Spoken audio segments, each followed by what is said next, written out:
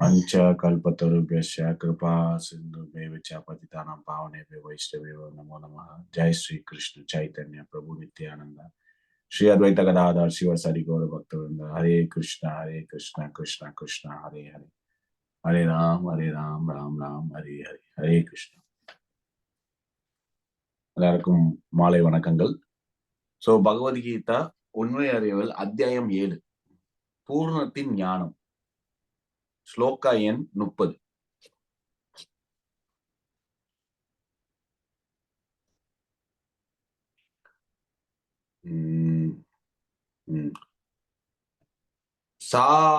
சாதி பூத ஆதி தெய்வம் மாம் ச ஆதி யக்னம் ச ஏ விதுஹு பிராயேன காலபி சமாம் த விதுர் யுக்த சேதசா.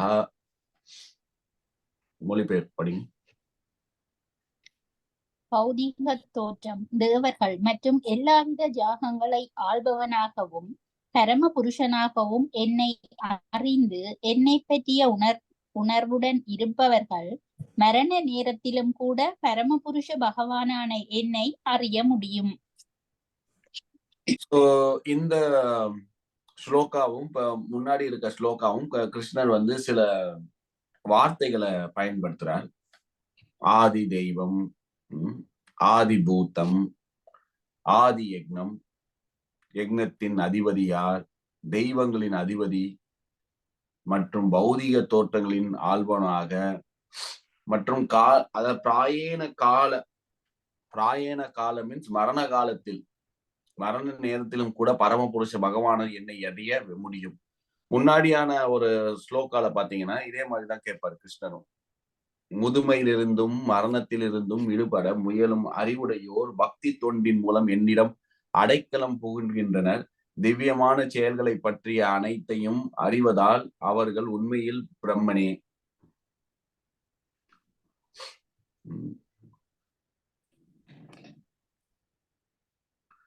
சோ இந்த வசனம் இந்த அத்தியாயத்தோட கடைசி ஸ்லோகம்.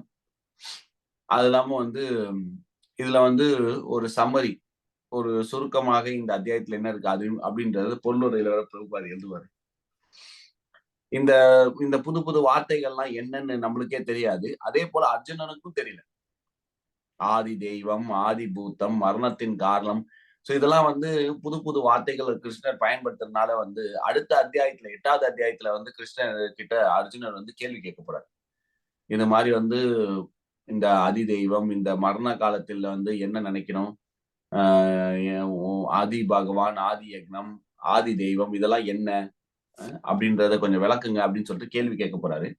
அதுக்கான முந்தின ஸ்லோகங்களை தான் கிருஷ்ணர் இதெல்லாம் பேசுறாரு. ஓகேங்களா? பொருளுரை படிங்க மாதாஜி, ஒரு பேராகிராஃப் படிங்க, நம்ம பார்க்கலாம். அதுக்கப்புறம் திருப்பி டிஸ்கஸ் பண்ணலாம். கிருஷ்ண உணர்வில் செயல்படுவோர் பரமபுருஷ பகவானை முழுமையாக புரிந்து கொள்ளுதல் என்னும் பாதையிலிருந்து ஒருபோதும் விலகுவதில்லை. கிருஷ்ண உணர்வின் திவ்யமான தொடர்பில் பரமபுருஷர் எவ்வாறு பிரபஞ்ச தோற்றத்தையும் தேவர்களையும் ஆட்சி செய்கின்றார் என்பதை புரிந்து கொள்ள முடியும். படிப்படியாக இத்தகைய திவ்யமான உறவின் விளைவாக ஒருவன் பரமபுருஷ பகவானின் மீது பூரண நம்பிக்கையை பெறுகின்றான். அத்தகு கிருஷ்ண பக்தனால் இறக்கும் தருவாயில் கிருஷ்ணரை மறக்க முடியாது. இவ்வாறாக அவன் இயல்பாகவே பரமபுருஷனின் வாசஸ்தலமான கோலோக பிருந்தாவனத்திற்கு உயர்வு பெறுகின்றான்.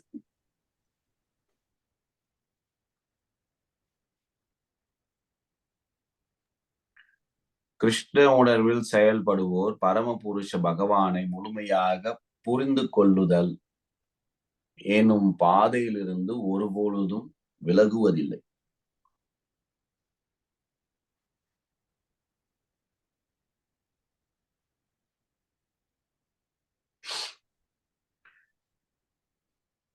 கிருஷ்ணர் பகவான் மனிதர்கள், உயிர்வாளிகள் மட்டுமல்லாமல் தேவர்களையும் ஆட்சி செய்கிறார்.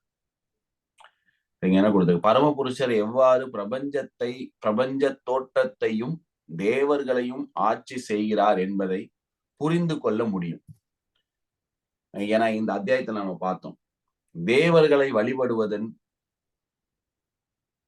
அந்த தேவர்களை வழிபடுவதற்கான ஸ்ரத்தை இல்லைன்னா ஃபெய்த், அந்த நம்பிக்கை யார் கொடுக்கிறார், அந்த தேவர்களால் கொடுக்கப்படும் அந்த பலன்கள் யார் கொடுக்கிறார், அதை பத்தி நம்ம பார்த்தோம். இந்த அத்தியாயத்துல 20, 21, 22, 23 ஸ்லோகங்கள்ல பார்த்தோம். மனிதர்கள் ஏன் தேவர்களை நாடுகிறார்கள், தேவர்களை நாடுவதற்கான அந்த நம்பிக்கை யார் கொடுக்கிறார், கிருஷ்ணர் கொடுக்கிறார். அதே போல அந்த தேவர்கள் கொடுக்கின்ற அந்த பலன்கள் எங்கிருந்து வருது, கிருஷ்ணர்கிட்ட இருந்து வருது.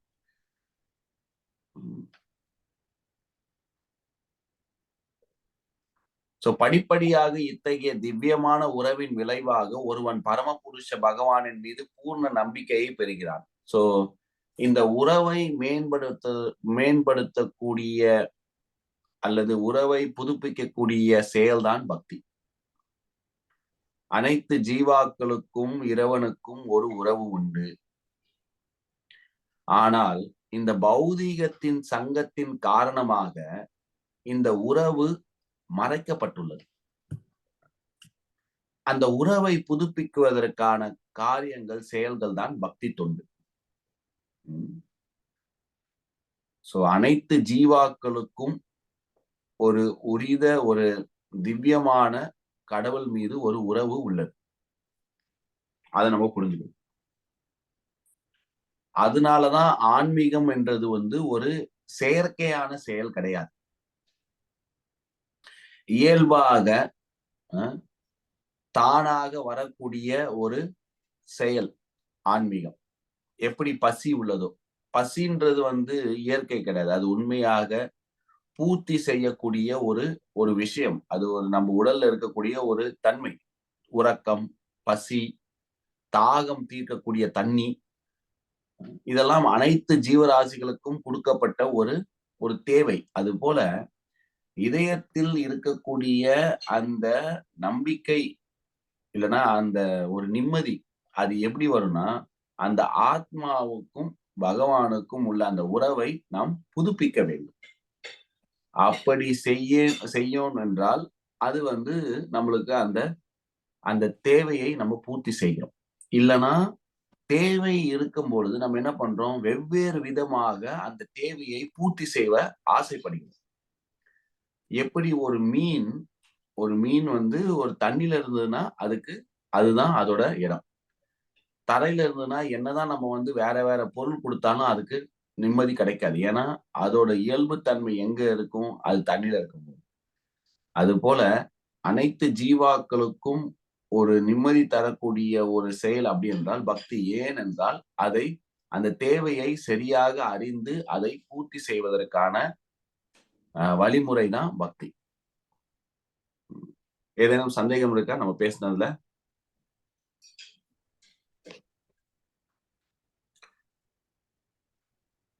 அடுத்த பாராகிராஃப் படிங்க மாதாஜி. இந்த 7ஆம் அத்தியாயம் எவ்வாறு பூரண கிருஷ்ண உணர்வினை அடைய முடியும் என்பதை முக்கியமாக விளக்குகின்றது. கிருஷ்ண உணர்வின் ஆரம்பம் கிருஷ்ண பக்தர்களுடன் தொடர்பு கொள்வதாகும். அத்தகைய உறவு ஆன்மீகமானது என்பதால் உடனே அது ஒருவனை பரமபுருஷனுடனான நேரடி தொடர்பில் இணைத்து விடுகிறது. பின்னர் கிருஷ்ணரின் கருணையால் அவரே புருஷோத்தமரான முழுமுதற் கடவுள் என்பதை புரிந்து கொள்ளலாம். அதே சமயத்தில் உயிர்வாளியின் ஸ்வரூப நிலையையும் எவ்வாறு அவன் கிருஷ்ணரை மறந்து ஜட செயல்களில் பந்தப்பட்டுள்ளான் என்பதையும் முறையாக புரிந்து கொள்ள முடியும். நல்லுறவின் மூலம் கிருஷ்ண உணர்வினை படிப்படியாக வளர்த்து கிருஷ்ணரை மறந்தாலேயே ஜட இயற்கையின் நியதிகளில் தான் சிறைப்பட வேண்டியதாயிற்று என்பதை ஜீவாத்மா அறிய முடியும். மேலும் கிருஷ்ண உணர்வினை மீண்டும் பெறுவதற்கான ஓர் அரிய வாய்ப்பே இந்த மனித பிறவி என்பதையும் இதனை பரமபுருஷரின் காரணமற்ற கருணையை பெறுவதற்கு உபயோகிக்க வேண்டும் என்பதையும் அவன் புரிந்து கொள்ள முடியும்.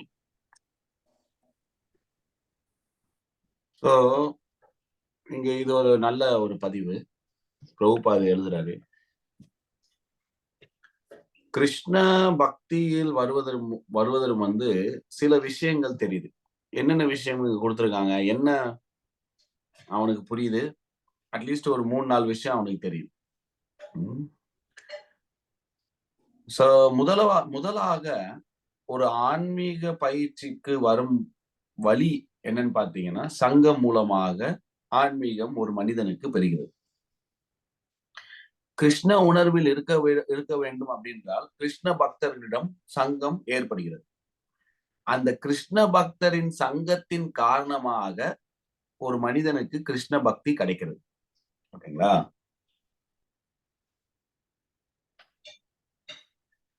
சோ இது பாருங்க. கிருஷ்ண பக்தர்களுடன் தொடர்பு கொள்வதாகும். அத்தகு உறவு ஆன்மீகமானது என்பதால் உடனே அக்கது ஒருவனை பரம புருஷனுடாக நேரடி தொடர்பில் இணைத்து விடுகின்றது. பின்னர் கிருஷ்ணரின் கருணையால் அவரே புருஷோத்தரமான முழுமுதற் கடவுள் என்பதையும் புரிந்து கொள்ளலாம். அதே சமயத்தில் உயிர்வாளியின் சொரூப நிலையும் எவ்வாறு அவன் கிருஷ்ணரை மறந்து ஜட செயல்களில் பந்தப்பட்டுள்ளான் என்பதையும் முறையாக புரிந்து கொள்ள முடியும். நல்லுறவின் மூலம் கிருஷ்ண உணர்வினை படிப்படியாக வளர்த்து கிருஷ்ணரையே மறந்ததாலேயே ஜட இயற்கையின் நீதிகளின் தான் சிறைப்பட வேண்டியதாயிற்று என்பதை ஜீவாத்மா அறிய முடியும். மேலும் கிருஷ்ண உணர்வினை மீண்டும் பெறுவதற்கான ஓர் அரிய வாய்ப்பையே இந்த மனித பிறவி என்பதையும் இதனை பரமபுருஷன் காரணமற்ற கருணையை பெறுவதற்கு உபயோகிக்க வேண்டும் என்பதையும் அவன் புரிந்து கொள்ள முடியும். சோ இங்க பாத்தீங்கன்னா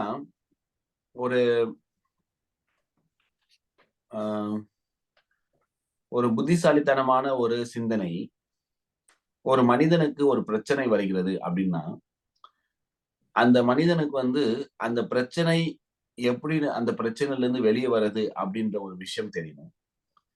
அதே போல இந்த பிரச்சனைக்கு நான் எப்படி மாட்டிக்கிட்டேன், இந்த பிரச்சனைக்கு நான் எப்படி ஆளானேன் அப்படின்றது தெரியும். யார் இந்த பிரச்சனையில இருந்து காப்பாற்ற முடியும் அப்படின்றதும் தெரியணும். அதே மாதிரி யாருனால இந்த பிரச்சனைக்கு நான் ஆளானேன் அப்படின்றதும் தெரியும். சோ இங்க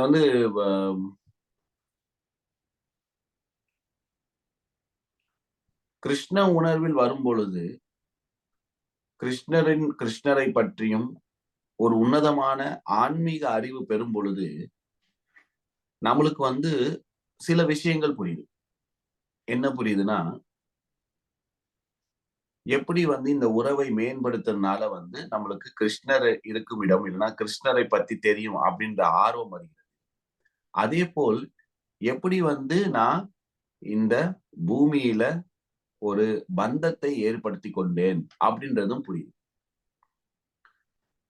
சோ அதே போல ஆன்மீகம் அறிவு வளர வளர இந்த உடலை எப்படி பயன்படுத்த வேண்டும் அப்படின்ற அறிவு நம்மளுக்கு வருது. சோ இது ரொம்ப இம்பார்ட்டன்டான ஒரு விஷயம். ஏன்னா ஜென்ரலா அதாவது பொதுவாக பார்க்கும் என்றால் இந்த உடலை நான் இன்பத்தை அனுபவிக்க வேண்டும் அல்லது நான் சந்தோஷமாக இருக்க வேண்டிய காரணத்துக்காக இந்த உடலை கொடுத்திருக்காங்க அப்படின்னு நினைக்கிறேன். ஆனா உண்மையிலே பார்த்தோம்னா இந்த உடல் ஒரு தண்டனை. இது ஒரு லாபமான ஒரு விஷயம் கிடையாது. அதுதான் ஆங்கிலத்துல சொல்லணும்னா we have to make best use of the bad bargain. ஏன்னா இந்த உடலை எடுத்துக்கோங்களேன். இந்த உடல்ல வியாதி வரப்போகுது. இந்த உடல்ல முதுமை வரப்போகிறது. இந்த உடல்ல நிறைய பிரச்சனைகள் வரப்போகுது. இந்த உடல்ல இன்பம் அப்படின்னு பாத்தீங்கன்னா ரொம்ப கம்மி. இந்த உடலை வைத்து இன்பத்தை அனுபவிப்பது இந்த உலகத்தில் ரொம்ப கம்மி. அப்படியே இருந்தாலும் ரொம்ப கொஞ்ச நேரம் தான். ஆனா இந்த உடலை நம்ம பக்குவமாக பயன்படுத்த வேண்டும்.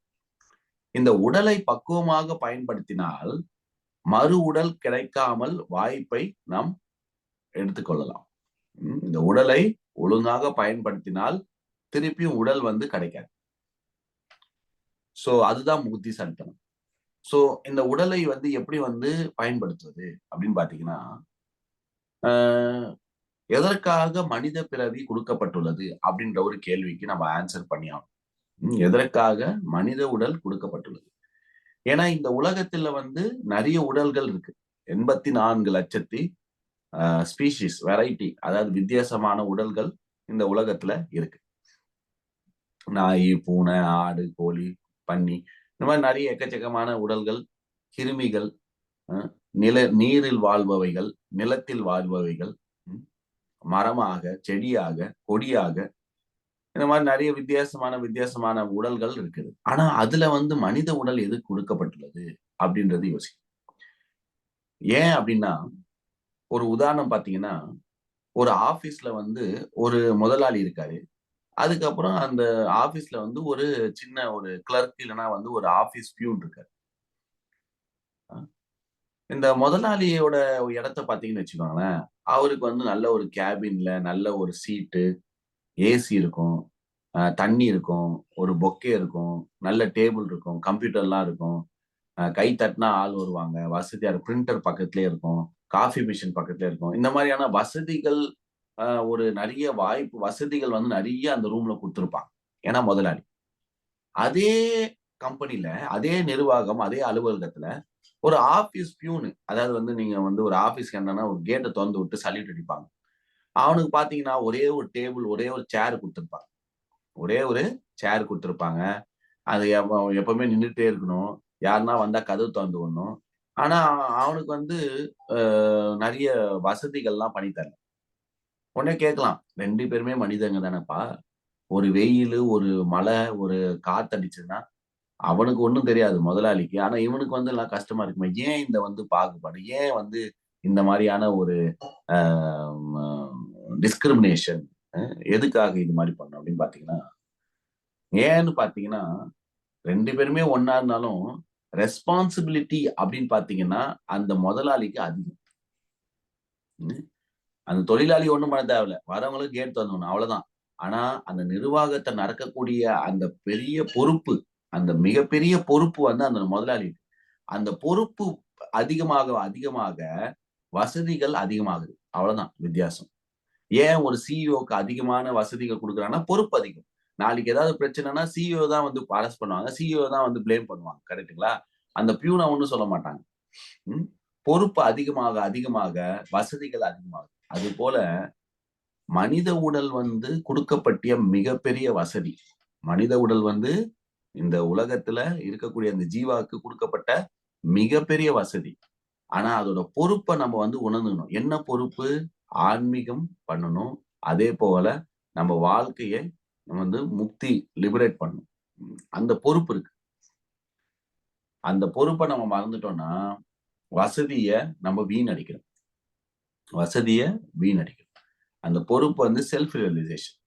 அது மட்டுமே மனித உடலுக்கு குடுக்கப்பட்ட ஒரு மிகப்பெரிய வரப்பிரசாதம். அது மத்த உடல்களுக்கெல்லாம் கிடைக்காது. நாய் வந்து நீங்க பார்க்க மாட்டீங்க, தியானம் பண்றது. ஒரு பூனை வந்து கேள்வி கேட்காது, ஆன்மீக கேள்விகள்லாம். சோ அதுபோல வந்து இந்த மனித உடலுக்கு வந்து பொறுப்புகள் அதிகம். என்ன பொறுப்பு? ஆன்மீக பொறுப்பு. Higher responsibility. தினம் தினம் எப்படி சாப்பிடுறது, தூங்குறது அப்படி கிடையாது. எப்படி இந்த மனித வாழ்வில் இருக்கக்கூடிய பிரச்சனைகளுக்கு ஒரு முற்றுப்புள்ளி வைக்கலாம்?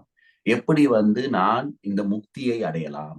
எப்படி வந்து நான் மறுபிறவி எடுக்காமல், உடலை வாங்காமல் நான் வந்து கோலோக விருந்தாவனுக்கு போகலாம். இந்த மாரியான ஹையர் ரெஸ்பான்சிபிலிட்டி நம்ம உயர்தர கேள்விகளை எழுப்பக்கூடிய சக்தி, புத்திசாலித்தனம் மற்றும் வந்து பொறுப்பு வந்து மனித உடலுக்கு அதிகமா இருக்கும்போது, அத வந்து நம்ம உணர்றோம். எப்படி உணர்றோம்? பக்தி தொண்டு செய்யும் பொழுது, சங்கம் மூலமாக ம் சங்கம் மூலமாக அதை நாம் உணர்றோம். ஓகேங்களா? வேற ஏதாவது கேள்வி இருக்கா? நம்ம டிஸ்கஸ் பண்ணது. இப்ப நம்ம அடுத்த பேராகிராஃப் படிக்கலாம். பிரபு இப்போ வந்து பக்தி தொண்டு ஃபாலோ பண்றோம். ஆ. ஃபாலோ பண்ணிட்டு அப்போ வந்து இறக்குறாங்கன்னா அது வந்து it is like consider as ஃப்ரீடமா? இது கன்டினியூஸ் என்னது? இல்ல இப்போ வந்து பக்தி தொண்டு ஃபாலோ பண்ணிட்டு இறக்குறாங்கன்னு வச்சுக்கோங்களேன். ஆ. Leaving the body. ஓகே. அப்போ which can be considered as a freedom to them? ஃப்ரீடம்னா பிகாஸ் ஏன்னா இப்போ இந்த உடம்புல தான் இவ்வளோ ப்ராப்ளமே நமக்கு வந்து உடம்பு தான் சொல்றோம். So if you leave the body then is it consider as திருப்பி freedom? அடுத்த உடல் கிடைக்கும்ல. இல்லையே அவங்க தான் பக்தி தொண்டு பண்றாங்க இல்லையா? அதுல தேர்ச்சி பெற்றாங்கன்னா ஆமா. ஃபுல் பெர்ஃபெக்ஷன் அடிச்சாங்கன்னா ஒண்ணும் கிடையாது. ஆ. 100 அவுட் ஆஃப் 100 எடுத்தாங்கன்னா அது முடிஞ்சுது. கஷ்டம். But still. ஆ அதுக்கு தான் வந்து கிருஷ்ணர் வந்து போன அத்தியாயத்துல என்ன சொல்றாரு? நான் பார்த்துக்கிறேன்றாரு. அதாவது வந்து ஒரு உறவுல வந்து 2 பேர் இன்வால்வ் ஆயிருக்காங்கல்ல. ஸோ கிருஷ்ணர் என்ன சொல்றாருன்னா, "நான் பார்த்துக்கிறேன். உன்னோட மறுபிறவி நான் பார்த்துக்கிறேன். அது வந்து ஒரு நல்ல ஒரு பக்தி தொண்டு செய்யக்கூடிய ஒரு குடும்பத்துல நான் பிறக்க வைக்கிறேன்." அப்படின்றாரு. அப்போ ம். வந்து நீங்க அத கன்டின்யூ பண்ணுவீங்க. ஸோ அந்த ஸ்பிரிச்சுவல் அக்கவுண்ட்ட நீங்க அப்படியே கன்டின்யூ பண்றீங்க. ஸோ அப்படி இருக்கும் பொழுது, அது வந்து கிருஷ்ணர் வந்து அத பர்சனலா அத வந்து பார்த்துக்கிறாரு. அத வந்து அவரு வந்து சொல்லிறாரு. ஓகே நான் பார்த்துக்கிறேன். அது வரைக்கும் பக்தனுக்கு வந்து கிருஷ்ணர் என்ன சொல்றாருன்னா, ஓகே நான் வந்து அத நான் பார்த்துக்கிறேன் அப்படின்றாரு. ஸோ நம்ம வந்து கர்ம விளையினால, இல்லன்னா வந்து ஒரு ஃபோர்ஸ்னால வந்து நம்ம வந்து போடப்படல. கிருஷ்ணர் நான் வந்து நல்ல ஒரு குடும்பத்துல பிறக்க வைக்கிறேன். பக்திய தொடர்பு கன்டின்யூ பண்றதுக்கான வாய்ப்பை நான் தரேன் அப்படின்றாரு. ம். ஓகே. நம்ம அதுக்காக வந்து இன்ஸ்டால்மென்ட் ரேட்ல நம்ம இஎம்ஐ கட்டுற மாரி வந்து பக்தி பண்ண முடியாது. ஓ! அப்படியா கிருஷ்ணா, அப்போ எனக்கு ஒரு 10 லைஃப் குடுத்து கிருஷ்ணா. நான் ஒரு ஒரு 10% 10% இஎம்ஐ கட்டிட்டு நான் வந்து ஃபுல்லா பிரின்சிபல முடிச்சுடுறேன். அப்படி பண்ணக்கூடாது. ஏன்னா வந்து அ ஒரு ஒரு ஒரு வாய்ப்பு கிடைக்கும்போது நம்ம வந்து வீணடிக்கக்கூடாது. இந்த லைஃப் நல்லா இருக்கு, கை, கால் நல்லா இருக்கு, புத்திசாலித்தனமா இருக்கு, நல்ல ஒரு உடல் இருக்கு. அ ஒரு ஒரு ஒரு நல்ல ஒரு அப்போ சமுதாயத்துல நல்ல ஒரு இடத்துல இருக்கோம். நல்லா பண்ணணும். நம்ம வந்து வேணா வந்து பண்ண முடியாது. ஏன்னா வந்து ஒரு வாட்டி நம்ம வந்து ஏதாவது நல்ல காரியம் பண்ணியிருந்தோம்னு வச்சுக்கோங்களேன். நல்ல காரியம் பண்ணோம். அதுக்காக நம்ம சொர்க்கம் போனோம்.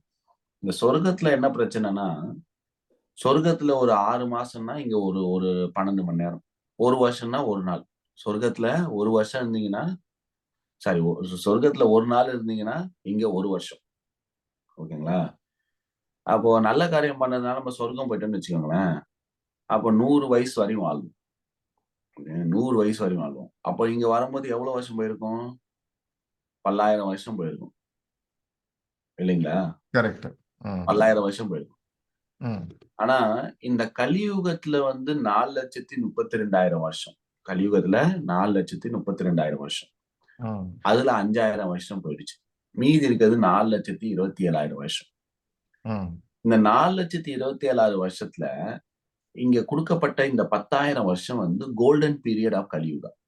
அதாவது வந்து இந்த 10,000 வருஷம் இருக்க கலியுகத்துல, கிருஷ்ணர் போயிட்டதுக்கு அப்புறம் இன்னும் ஒரு 5,000 வருஷம் அப்படின்னு சொல்லப்போனா. ம். ம்.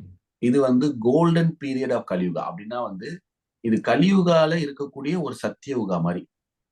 ஏன்னா மக்கள் வந்து இன்னும் கொஞ்சம் ஆன்மீகத்துக்கான வாய்ப்பு வந்து இன்னும் கொஞ்சம் இருக்கு. அதாவது ஒட்டின்னு இருக்கு. ரொம்பலாம் இல்ல. ஒரு மக்கள் வந்து ஓகே இன்னும் கொஞ்சம் பேர் இன்ட்ரெஸ்ட் இருக்காங்க. ஆன்மீகத்த பயிலணும்னு கொஞ்சம் இருக்காங்க. நல்ல மக்கள் அங்கங்க நம்ம பார்க்கலாம். ஓகேங்களா? ரொம்ப மோசம்னா இப்பயே நம்மளுக்கு தெரியுது. கண்கூடயே பார்க்குறோம். டெய்லி நியூஸ் போட்டா அங்க வாரு, இங்க வாரு, இங்க ஒரு 1000 பேர் செத்தாங்க. அங்க ஒரு 2000 பேர் செத்தாங்க, 3000 பேர் செத்தாங்க. ஸோ ம். இன்னும் போக, போக இன்னும் இது மாரி ரொம்ப பிரச்சனையாகி ரொம்ப பிரச்சனை தான் வரும். ஆனா இன்னும் நம்ம வந்து கொஞ்சம் நல்ல மக்கள், அ ஒ கொஞ்சம் சிந்தனை ஆன்மீகத்துல வந்து ஈர்ப்பு காட்டுற மக்கள் அப்படிலாம் இருக்காங்க. ஸோ அது வந்து வெறும் 10,000 வருஷம் தான். இந்த 10,000 வருஷத்துக்கு அப்புறம் எப்படின்னா இருக்கும், ஆன்மீகமே பயில முடியாது. நம்ப ஆன்மீகமே பண்ண முடியாது. ஏன்னா ம். கோயில் இருக்காது, குளம் இருக்காது, நல்ல உணவு இருக்காது. ம். மக்கள்லாம் வந்து பயத்திலேயே வாழுவாங்க. நெறைய பேர் வந்து அடிதடியிலே சண்டை போடுவாங்க. இந்த மாரி நெறைய வந்து ரொம்ப இடையூறா இருக்கும். நம்ம இப்பயே பார்க்கலாம். ஏன்னா வந்து நம்ம வந்து ஒரு நல்ல விஷயத்த வந்து சொல்லணும்னாலே நம்ம பயப்படுறோம் இல்லீங்களா? இப்ப வந்து நான் வந்து ஒரு 2 நாள் முன்னாடி ஒரு ஒரு மாதாஜி வந்து சொல்றாங்க. ஒரு நல்ல விஷயம் சொல்றாங்க. "இது மாரி பண்ணாதப்பா, நல்லது பண்றாங்க." அவங்க தான் சொல்றாங்க. அதுக்கப்புறம் 5 நிமிஷம் கழிச்சு அவங்க வந்து சாரி கேட்கணும். "சாரி தப்பா எடுத்துக்காதப்பா, இது மாரி நான் சொல்றேன்." அப்ப நம்ம யோசிச்சு பார்த்தா, ஒரு மனிதன் வந்து ஒரு உண்மையான விஷயத்த வந்து இன்னொருவங்ககிட்ட சொல்றதுக்கு, அவன் வந்து தப்பா ஃபீல் பண்றான். இதுதான் கலியுகம் நம்ம வாழ்ந்துட்டு இருக்கோம். இப்ப நம்மளுக்கு ஒரு விஷயம் நல்லதுன்னு தெரியுது. அத ம். போய் நம்ம வந்து மக்கள்கிட்ட சொல்ல முடியல. ஏன்னா வந்து அவங்க ஏத்துக்கிற மனப்பான்மையில இல்ல. நம்ம ம். சொல்லிட்டு நம்மளே சாரி சொல்றோம். சாரி இப்படி சொல்றது தப்பா நெனச்சுக்காதப்பான்றோம். ம். நம்ம வந்து உண்மைய சொல்றதுக்கு பயப்படுறான். பொய்யா வாழ்றதுக்கு நெஞ்ச நிமித்திக்கிறான். இதான் வந்து இப்ப இருக்க வாழ்க்கை. ம். ம். ம். நம்ம போய் உண்மைய சொல்றதுக்கு நம்ம பயப்படுறோம். நீங்க வந்து என்னதான் உண்மையா இருந்தாலும், அத போயிட்டு நம்ம மூஞ்சிக்கு நேரா சொல்றதுக்கு பயப்படுறோம். ம். ஏன்னா வந்து அவன் வந்து நம்ம சொல்ல போய் அவன் வந்து நம்மள வந்து தப்பா சொல்லுவான். ம், ம், ம். ஆனா பொய்யா வாழ்றதுக்கு வந்து நம்ம வந்து சந்தோஷப்படுறோம். எனக்கு வந்து இத்தனை லைக், இத்தனை ஃபாலோவர்ஸ், எனக்கு வந்து இத்தனை பேர் இருக்காங்க. எனக்கு வந்து எனக்கு தெரிஞ்சவங்க இத்தனை. ஸோ இந்த மாரி பொய்யா வாழ்றதுக்கு வந்து நெறைய அப்ரிசியேஷன், நெறைய வந்து ஒரு புகழாரம் நெறைய இருக்கு. ஆனா உண்மைய நம்ம போய் சொல்றதுக்கு நம்ம வந்து பயந்து பயந்து பண்ண வேண்டியதா இருக்கு. ம், ம். ஸோ நம்ம வந்து இந்த புத்தகம் விநியோகத்துல போயிட்டு நம்ம ரோட்ல போயிட்டு புத்தகம் பகவத்கீதா குடுக்கும்போது, நம்ம வந்து அவங்ககிட்ட வந்து ஒரு வாட்டி என்னாச்சு, நானும் பக்தர்களும் போயிட்டு புக்ஸ் எல்லாம் குடுக்கும்போது, ஒரு ஊர்ல ஏதோ ஒரு கிராமத்துல போயிட்டு நின்னு பண்ணிட்டு இருக்கும்போது, அவங்க கிட்ட கூப்பிடுறோம். "சார் இங்க வாங்க சார். இந்த புத்தகம் பாருங்க." அவன் வந்து பார்த்துட்டு புத்தகம்லாம் நல்லா இருக்கே அப்படின்னு பார்த்துட்டு, அவன் என்ன சொல்றான்னா, "இது ஏன் நீங்க வந்து ஏதோ ஒரு போதை பொருள விக்கிற மாரி நீங்க வந்து பயந்து பயந்து பண்றீங்க. இது நல்ல விஷயம் தானே. இத நீங்க வந்து கூப்பிட்டு நீங்க சொல்லலாமேன்னு." அவன் சொல்றான். யாரு புத்தகத்த வாங்க சொல்றான். நான் கூட ஏதோ ஒரு தப்பான விஷயத்த தான் நீங்க இப்படி கூப்பிடுறீங்க போல. ஏன்னா வந்து நம்ம வந்து ஓப்பனா பண்ண முடியாது. ஏன்னா வந்து இந்த ப ப நம்ம சின்ன சின்ன கிராமத்துல போயிட்டு நம்ம வந்து ஓப்பனா பண்ணா அவங்க வந்து பயப்படுவாங்க. யார் இவங்க? என்ன பண்ண போறாங்க? அப்படின்னு. ஸோ அதனால வந்து பொறுமையா, பொறுமையா பேசுவோம். சார் எப்படி இருக்கீங்க? நல்லா இருக்கீங்களா? அப்படின்னு. ஒரு சாதாரண ஒரு சேல்ஸ் பெர்சன் பேசும்போது நீங்க பார்த்தீங்கன்னா, அவங்க வந்து கொஞ்சம் பொறுமையா பேசுவாங்க. உங்களோட இது என்ன? நீங்க இன்ட்ரெஸ்ட் இருக்கா? இல்லையான்னு தெரிஞ்சதுக்கு அப்புறம் தான் கொஞ்சம் அதிகமா பேசுவாங்க. ம், அந்த ம், மாரி அவன் வந்து சொல்றான். இந்த மாரி நீங்க வந்து ஏதோ போதை பொருள விக்கிறதுன்னு தான் நெனச்சிருக்கேன். நீங்க என்ன புத்தகம் தானே குடுக்குறீங்க. இதுக்கு ஏன் பயப்படுறீங்க? அப்படின்னு அவன் சொல்றான். ம், ம், ஸோ ம். அந்த 10,000 வருஷம் தான் இருக்கு. 10,000 வருஷத்துல ஆல்ரெடி போயிடுச்சு. 5,000 வருஷம் போச்சு. இன்னும் ஒரு 5,000 வருஷம் இருக்கு. ஏதோ இருக்கு. ஓகேங்களா? ம். ஒருவேள நம்ம நல்ல காரியம் பண்றதுனால நம்ம சொர்க்கத்துல இருந்து திரும்பி வரும்போது என்ன நிலைமையில இருக்கும்? ம். நம்ம அங்க சொர்க்கத்துல 100 வருஷம் தான். இங்க எவ்வளோ வருஷம்? இங்க ஒரு 10,000 வருஷம் போயிடுமா? இல்ல 15,000 வருஷம் எவ்வளோ வருஷம் போயிடும்.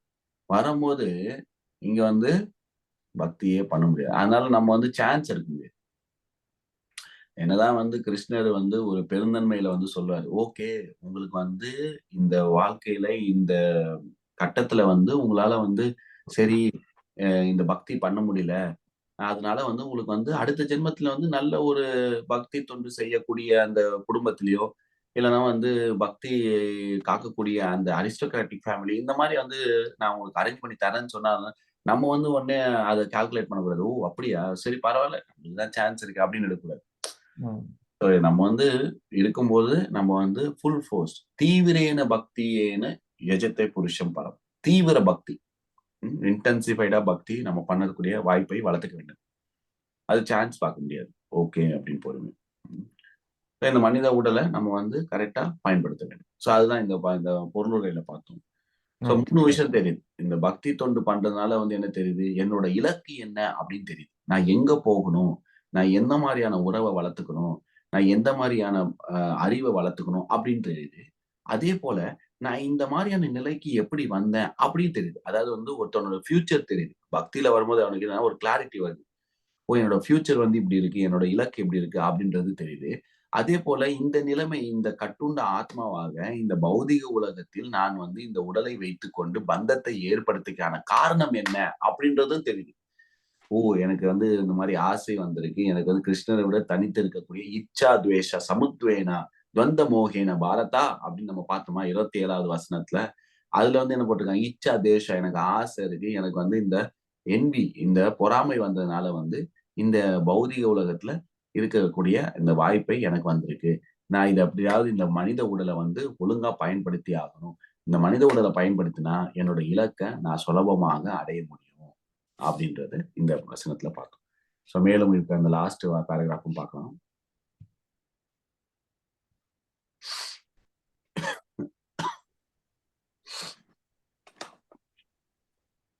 ஹரே கிருஷ்ணா பிரபு. சொல்லுங்க மாதாஜி. இப்போ 4,32,000 வருஷத்துல 5,000 வருஷம் தான் போயிருக்கு.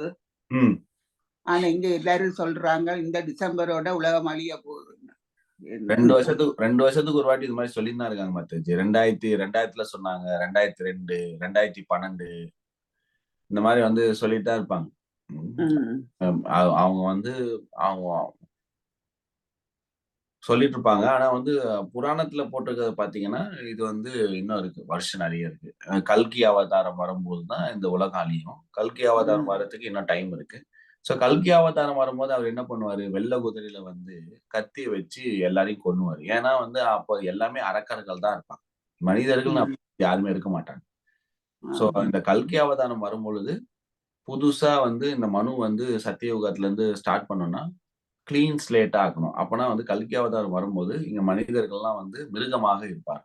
சோ அவர் வந்து எல்லாரையும் அரக்கர்களை துவம்சம் பண்ணும். தேங்க்யூ. அத பேராகிராஃப் படிங்க மாதிரி.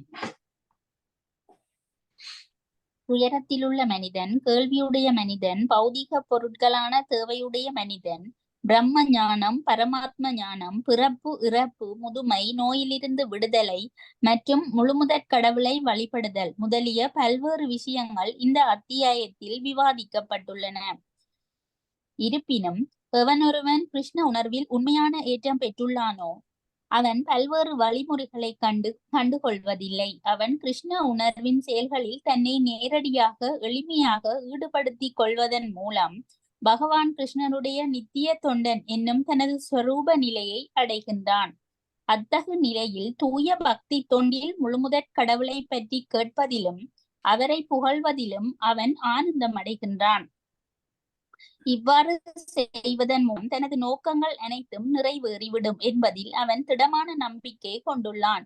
இந்த உறுதியான நம்பிக்கை திருடவரத எனப்படுகிறது. பக்தி யோகம் அல்லது திவ்யமான அன்பு தொண்டின் தொடக்கமே இதுவே எல்லா சாஸ்திரங்களின் தீர்ப்பாகும். இந்த உறுதியான முடிவின் சாரமே இந்த 7ஆம் அத்தியாயம்.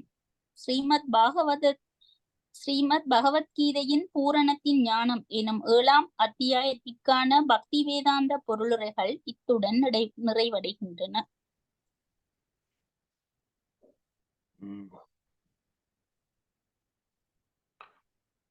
இந்த அத்தியாயத்துல வந்து துயரத்தில் உள்ள மனிதன், கேள்வியுடைய மனிதன், பௌதிக பொருட்களுக்கான தேவையுடைய மனிதன், பிரம்ம ஞானம், பரமாத்மா ஞானம், பிறப்பு இறப்பு முதுமை நோயிலிருந்து விடுதலை, இந்த மாதிரியான கடவுள் வழிபடுவது போன்ற பல்வேறு விஷயங்கள் இந்த அத்தியாயத்தில் விவாதிக்கப்பட்டுள்ளன. ஆனா இருப்பினும் எவனொருவன் கிருஷ்ண உணர்வில் உண்மையான ஏற்றம் பெற்றுள்ளானோ அவன் பல்வேறு விதிமுறைகளை கண்டு கொள்வதில்லை. அவன் கிருஷ்ண உணவின் செயல்களை தன்னை நேரடியாக எளிமையாக ஈடுபடுத்திக் கொள்வதன் மூலம் பகவான் கிருஷ்ணருடைய நித்திய தொண்டன் எனும் தனது ஸ்வரூப நிலையை அடைகிறான்.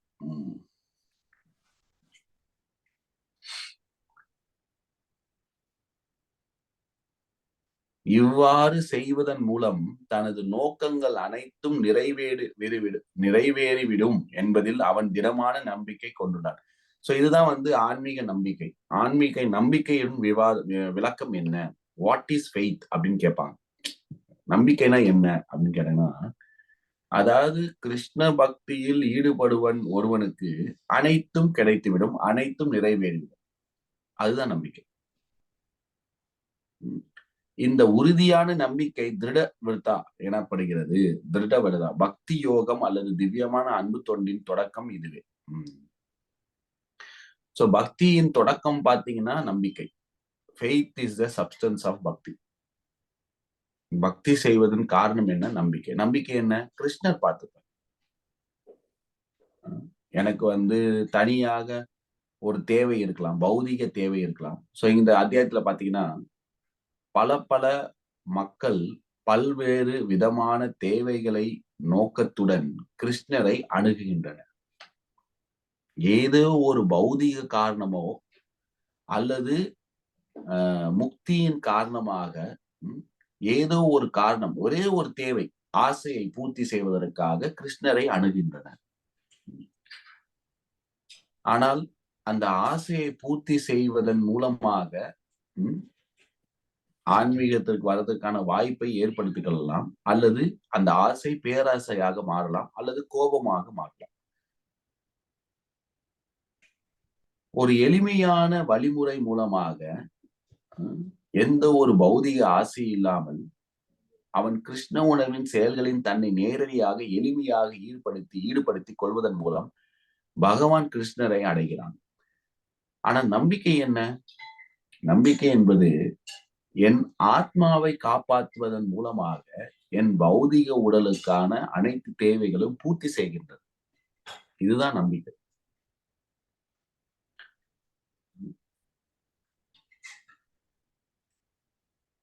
பொதுவாக ஒரு பௌதிக தேவைக்காக ஆன்மீகம் தேவைப்படுகிறது. ஒரு பௌதிக ஆசையை பூர்த்தி செய்வதற்காக எனக்கு ஆன்மீகம் தேவைப்படுகிறது. ஆனா அது உண்மை கிடையாது.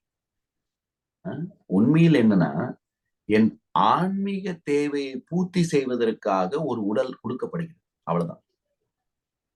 நம்ம அதை ரிவர்ஸா பாக்குறோம். எனக்கு ஆன்மீகம் தேவையா? ஆமா தேவை. ஏன்? எனக்கு பௌதிக ஆசை நிறைய இருக்கு. கிருஷ்ணர் எனக்கு பூர்த்தி செய்வார். அதனால ஆன்மீகம் நான் சாமி கிட்ட போறேன், கோயிலுக்கு போறேன், திங்கட்கிழமை அங்க போறேன், செவ்வாய்க்கிழமை இங்க போறேன், வெள்ளிக்கிழமை விரதம் இருப்பேன், சனிக்கிழமை விரதம் இருப்பேன். எதுக்காக? ஏன்னா எனக்கு நிறைய தேவைகள் இருக்கு. அதை பூர்த்தி செய்வதற்காக கிருஷ்ணர்கிட்ட நான் லிஸ்ட் போட்டிருக்கேன். லிஸ்ட் சரியானோன்னு டெலிவர் பண்ணுவார். ஸோ அந்த மாதிரி பாக்குறோம். ஆனா ஆக்சுவலா உண்மையிலே பார்த்தோன்னா, நாம் ஒரு ஆத்மா. நான் ஒரு ஆன்மீக பொருள். நான் பௌதிகம் கிடையாது. நான் ஒரு ஆன்மீக பொருள். அந்த ஆன்மீகத்தை முழுமையாக பூர்த்தி செய்வதற்காக ஒரு உடல் கொடுக்கப்பட்டுள்ளது. அவ்வளவுதான். அந்த உடலை நம் மேனி காப்பது எதற்காக? ஆன்மீகம் பண்ணுவதற்காக. நான் ஏன் உயிர் வாழ்றேன்? சாப்பிடறதுக்காக இல்ல, தூங்குறதுக்காக இல்ல. ஒரு ஒரு ஒரு பேலன்ஸ். எனக்கு ஆன்மீகம் தேவை. இந்த ஆன்மீகத்தை செயல் பண்ணுவதற்காக எனக்கு உடல் தேவை. அந்த உடலை காப்பாற்றுவதற்காக, மேனி காக்குவதற்காக சில சேவைகள், சில செயல்கள் தேவை. சாப்பிடுவது, தூங்குவது. சோ இதெல்லாம் எதற்காக? மெயின்டெனன்ஸ். எப்படி ஒரு இன்ஜினுக்கு ஆயில் போடுறோமோ அது போல மெயின்டெனன்ஸ். எனக்கு உடலை மெயின்டைன் பண்ணணும். எதற்காக? நிறைய பேருக்கு காமிக்கிறதுக்காக இல்லை. எனக்கு உடலை மெயின்டைன் பண்ணணும். எதற்காக? என்ஜாய் பண்ணதுங்க இல்ல. எனக்கு உடலை மெயின்டைன் பண்ணணும். இந்த உடலை மெயின்டைன் பண்றதுனால எனக்கு ஆன்மீகம் பண்றதுக்கு சுலபமாக இருக்கும். அதுதான் எனக்கு காரணம், இந்த உடலை மெயின்டைன் பண்றதுக்காக. அப்ப ரிவர்ஸ் கிடையாது. இவ்வாறு செய்வதன் மூலம் தனது நோக்கங்கள் அனைத்தும் நிறைவேறிவிடும் என்பதில் அவன் திடமான நம்பிக்கை கொண்டுள்ளான். இதுதான் நம்பிக்கை. நம்பிக்கை என்ன? நம்ம அடிக்கடி கேட்போம். இந்த மரத்துல இருக்க வேருக்கு தண்ணி பாய்க்கிறதுனால இந்த மரம் அனைத்துக்கும் அந்த தண்ணி பரவுகிறது. அது போல கிருஷ்ணர் உணர்வில் செயல்களை பண்ணுவதன் மூலமாக, கிருஷ்ணரை திருப்தி செய்வதன் மூலமாக அனைத்து தரப்பினர்களும் சந்தோஷம் அடைகின்றனர். அது போல அனைத்து தேவைகளும் பூர்த்தி ஆகின்றன. சோ அது இந்த அத்தியாயத்துல தெளிவா பார்க்கலாம். ஏன்னா நிறைய பேர் நிறைய விஷமாக நிறைய காரணம் நோக்கத்துடன் கிருஷ்ணர் பக்தி வந்தாலும் கூட கிருஷ்ணரை அடைவதன் மூலமாக திருப்பியும் அந்த ஆசை மனதில் எழுவதில்லை. அந்த தேவை பூர்த்தி அடைகிறது. இதுதான் 7வது அத்தியாயம். 8வது அத்தியாயத்துக்கு போறதுக்கு முன்னாடி ஏதாவது கேள்விகள் இருக்கா?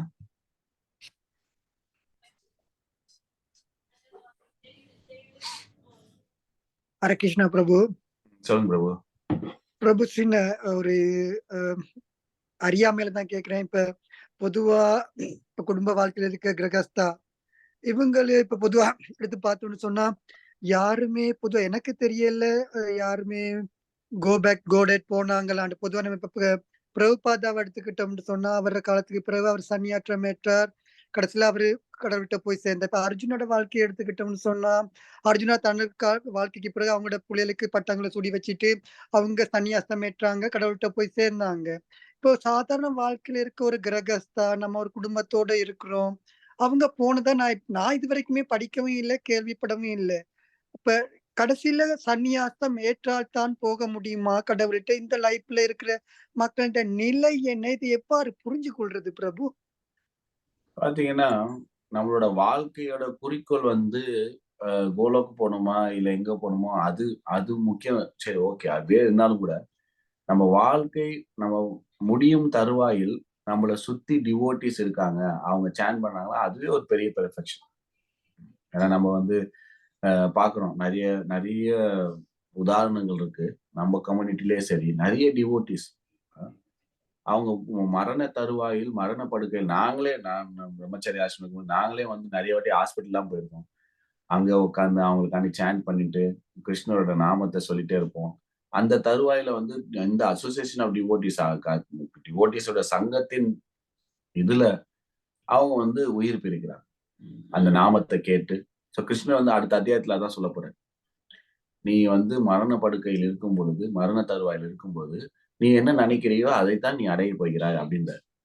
ஸோ அப்படிப்பட்ட ஒரு வாழ்க்கை வந்து உதாரணமா நம்ம வந்து ஒரு மனிதன் வந்து எந்த நிலையில அவனால நான் எப்படி இருக்கான்னு கூட அவனுக்கு தெரியாது. ஆனா அவனை சுத்தி எல்லாம் டிவோட்டிஸ் இருக்காங்க. அது யார் அரேஞ்ச் பண்ணா? கிருஷ்ணர் தான். கிருஷ்ணர் அரேஞ்ச் பண்ணி பர்சனலா வந்து அந்த டிவோட்டியை வந்து எப்படி வந்து சென்ட் ஆஃப் பண்றாங்க. ஸோ அது வந்து கிருஷ்ணர் வந்து அரேஞ்ச் பண்றாரு. எப்படி வந்து ஒரு பீஷ்மர் என்னதான் வந்து போரிட்டு இருந்தாலும் அவர் தருவாயில வந்து நான் கிருஷ்ணரை பார்க்கணும் அப்படின்னு வந்து அவர் அரேஞ்ச் பண்ண எல்லாம் பாண்டவஸ்லாம் வந்து ப்ரே பண்றாங்க. கிருஷ்ணரை பத்தி புகழ்ந்து பேசுறாங்க. அதை கேட்டுட்டே அவர் வந்து உயிர் விடுறாரு. அது போல பர்ஃபெக்ஷன் அடையிறாங்களா அப்படின்றது பாத்தீங்கன்னா அது வந்து கிருஷ்ணர் வந்து அந்த மாதிரி அரேஞ்ச் பண்ணாலே ஒரு ஆல்மோஸ்ட் டன் தான், பர்ஃபெக்டட் தான். ஏன்னா வந்து எப்படி எல்லாரும் நினைச்சு பாருங்க, ஜென்ரலா வந்து ஒரு மனிதன் வந்து எப்படி இந்த உயிர் விடும் பொழுது அங்க வந்து ஒரு துக்கமும் ஒரு துயரமும் ஒரு ஒரு லேமெண்டேஷன் தான் இருக்கும். நிறைய கவலைகள் தான் இருக்கும். ஆனா ஒரு டிவோட்டி வாழ்க்கையை பார்த்தீங்கன்னு வச்சுக்கோங்களேன், ஒரு கொஞ்சம் அப்படியே மாறுபட்ட ஒரு வெள்ளையும் கருப்பும் மாறு இருக்கும். எல்லா டிவோட்டிஸ்லாம் இருந்து சாண்ட் பண்ணி அவங்கள வந்து வழி அனுப்ப வைக்கிறது. ஸோ அது வந்து ஒரு குளோரியஸ் இது. இது வந்து நார்மலா வந்து நம்ம வந்து ஒரு பிறவி எடுக்கிறது அப்படி கிடையாது. கிருஷ்ணர் ஹஸ் மேட் அரேஞ்ச்மெண்ட். ஸோ அதுதான். சன்னியாசி இருந்தாதான் போகணும்னு அப்படி கிடையாது. அது வந்து சாஸ்திரங்கள்ல கொடுக்கல. சன்னியாசி கிரகஸ்தா இதெல்லாம் வந்து பௌதிகமான ஒரு விஷயம், ஆன்மீகம் கிடையாது. பௌதிகமாக இருக்கக்கூடிய மனநிலைக்கு ஏத்தாற் போல அந்த ஆசிரமம், அவ்வளவுதான். ஸோ வந்து இது வந்து நம்மளை வந்து பக்தியில தேர்ச்சி பெறுவதற்கோ பர்ஃபெக்ட் ஆகுறதோ இல்லைன்னா வந்து முதுமை அடைவதற்கோ இது வந்து தடங்கள் கிடையாது. ஒரு குவாலிஃபிகேஷன் தகுதி கிடையாது. சன்னியாசி இருந்தாதான் வந்து பேக் டு பாரர் அப்படி கிடையாது. நிறைய கிரகஸ்தால் இருக்காங்க இந்த கம்யூனிட்டியில கூட. அவங்களும் வாழ்க்கையை பர்ஃபெக்ட் பண்ணி நிறைய பேர் போயிருக்காங்க. அப்படின்டா நாங்க இப்பயே நம்மளுக்கு உடம்புல சுகம் இருக்கும் வரைக்கும் ஏண்டளவு கிருஷ்ணா நாமத்தை சொல்லி வைப்போம். நீ அடுத்தது அவர கையில தான் சொல்லி நினைச்சிட்டு போக வேண்டியதான். அப்படித்தானே பிரபு? ஆமா, நம்ம வந்து அதுதான் வந்து உடல் வலிமையாக சக்தியாக இருக்கும் பொழுது நிறைய பிசிக்கல் ஆக்டிவிட்டி, அதாவது வெளிமான செயல்கள்லாம் பண்ண முடியும். ஆனா வந்து நம்ம இப்ப நல்ல உடல் இருக்கும் போது நம்மளுக்கு வந்து சாண்டிங், ரீடிங், ரொம்ப கிராஸா இல்லாம சட்டில் ஆக்டிவிட்டிஸ், நம்மளுக்கு வந்து சாண்டிங் மேல ஒரு இன்ட்ரெஸ்ட், கீர்த்தன் மேல ஒரு இன்ட்ரெஸ்ட், இப்போ புத்தகத்தை படிக்கிறது மேல ஒரு இன்ட்ரெஸ்ட், இந்த மாதிரியான இதுவும் வந்து சேவை தான். இதுவும் வந்து நம்மளோட சர்வீஸ் தான். ஸோ உடல் வலிமையாக இருக்கும் பொழுது நிறைய சேவைகள்லாம் நம்ம புரிய முடியும். ஆனா அப்புறம் கொஞ்சம் வயசானதுக்கு அப்புறம் நம்மளால வந்து நடக்க முடியாது, இருக்க முடியாது, ஒரே இடத்துல இருக்க முடியும். அப்போதைக்கு நம்மளுக்கு வந்து ரொம்ப அஜிடேட் ஆகக்கூடாது மைண்ட். ரொம்ப இது பண்ணு அது பண்ணு என்னால போக முடியல அப்படி. ஸோ நம்ம இருக்கிற இடத்துல வந்து கிருஷ்ணன் வந்து நம்ம ஆக்சஸ் இருக்கு, லெக்சர் இருக்கு, கீர்த்தன் இருக்கு, சாண்டிங் இருக்கு.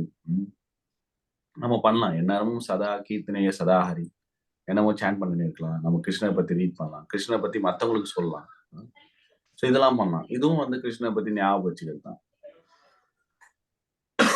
ஸோ அது நம்ம வந்து பழகிக்கணும். தேங்க்யூ பிரபு. ஹரே கிருஷ்ணா. ஸோ சரிதான். இதான் 7th சாப்டர் முடிஞ்சிச்சு. நம்ம 8th சாப்டர் பார்க்கலாம். ஆனா ஐம் திங்கிங் நான் வந்து புதுசா வேற ஒரு புக்கு பண்ணலாம் அப்படின்ற மாதிரி நான் இந்த 7th சாப்டர் வரையும் பிரேக் போட்டு வேற ஈஷோபனிஷத் பண்ணலாமா தமிழ் அப்படின்னு யோசிச்சுட்டு இருக்கேன். உங்களுக்கு அந்த புத்தகத்தோட லிங்க்கும் வேணா அனுப்பிச்சு விடுறேன். மற்ற புது ஆட்களையும் சேர்க்கலான்னு பார்க்குறேன். ஈஷோபனிஷத் புக்கு, அது வந்து இந்த ஈஷோபனிஷன்றது வந்து ஒரு ஸ்பெஷல் புக்கு. மொத்தம் 108 உபனிஷத்துகள் இருக்கு. அந்த உபநிஷத்துகள்ல முதல் உபநிஷத்து வந்து ஸ்ரீ ஈஷோபனிஷத். இந்த ஸ்ரீ ஈஷோபனிஷத்தோட புத்தகத்தோட மகிமை அப்படின்னு பாத்தீங்கன்னா, பொதுவா இந்த உபநிஷத்தோட மகிமை அப்படின்னு பாத்தீங்கன்னா, கடவுள் வந்து உருவம் இருக்கா இல்லையா அப்படின்ற ஒரு விவாதத்துக்கு ஒரு முற்றுப்புள்ளி வைக்கக்கூடிய ஒரு வலிமையான ஒரு தத்துவம். கடவுளுக்கு உருவம் உண்டு, கடவுள் வந்து absolute truth is a personal, அவர் வந்து ஒரு உருவம் உள்ள ஒரு கடவுள் அப்படின்றத நிலைநாட்டுவதற்கான ஒரு புத்தகம் தான் இந்த உபனிஷத். வேதங்கள்ல இருந்து வரக்கூடிய புத்தகங்கள். இதுல வந்து ஒரு 18 ஸ்லோகங்கள் இருக்கு. அதை வந்து பிரிக்கிறாங்க. அதுல வந்து படிப்படியாக எப்படி வந்து யார் வந்து இந்த அப்சல்யூட் பரம்பொருள்னா என்ன, அதுக்கப்புறம் அவரோட குணங்கள் என்ன, இதெல்லாம் இருக்கு. ஸோ இந்த புத்தகத்தை பண்ணலாம் அப்படின்ற ஒரு ஆசை இருக்கு. அதை முடிச்சுட்டு திருப்பி வேணா பகவத்கீதாக்கு வரலாம். ஸோ இதுதான் வந்து என்னோட விருப்பம். நான் வந்து உங்களுக்கு மெசேஜ் பண்றேன் குரூப்ல. அதை நீங்க வந்து பாருங்க. அந்த புத்தகத்தையும் நான் சொல்றேன். அது பண்ணலாம் அப்படின்ற மாதிரி ஒரு ஐடியால இருக்கேன். ஓகேங்களா?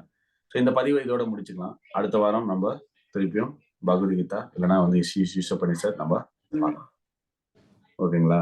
Hare Krishna. Thank you very much. Hare Krishna. நன்றி பிரபு. Thank you, Prabhu. Hare Krishna. Thank you, Prabhu. Hare Krishna, Prabhu.